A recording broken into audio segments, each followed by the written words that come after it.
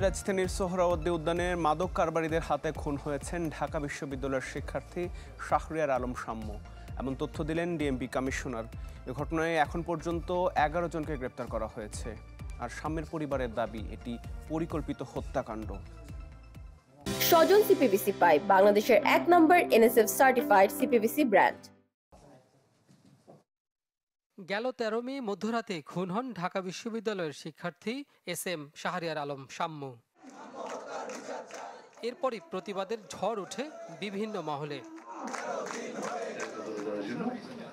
হত্যার 15 দিনের মাথায় সংবাদ সম্মেলনে ডিএমপি কমিশনার শাম্য হত্যার রহস্য উদ্ঘাটন নিয়ে লিখিত বক্তব্য দেন। যদিও কেন এই হত্যাকাণ্ড বক্তব্যে সুরাহা হয়নি তা। এ সংক্রান্ত আরও 8 জনকে গ্রেপ্তার করে।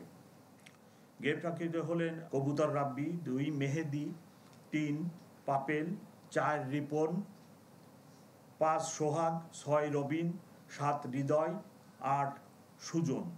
আর মোটিভ নিয়ে ডিএমপির যুগ্ম কমিশনার জানান, উদ্যানে মাদক কারবারি চক্রের হাতে খুন হন শাম্য। রাব্বির হাতে একটা ট্রেজার গান ছিল, ট্রেজার গান যেটা ইলেকট্রিক শক, সেই ইলেকট্রিক শকের ট্রেজার গানটা যখন শো করলে পরে তখন সেই ট্রেজার গানটা দেখে এই শাম্য সেই ট্রেজার গানটা কি এটা জানতে চাওয়ার একটা পর্যায়ে তাদের ভিতরে যখন ধস্তাধস্তি হয়, ধস্তাধস্তির একটা পর্যায়ে ওই মাদক ব্যবসায়ীর অন্য যারা আছে তারা ঘটনাস্থলে আসে এবং তাদের ভিতরে ধাওয়া পাল্টা দেওয়া এবং ধস্তাধস্তির একটা পর্যায়ে এই হত্যাকাণ্ডটা ঘটে।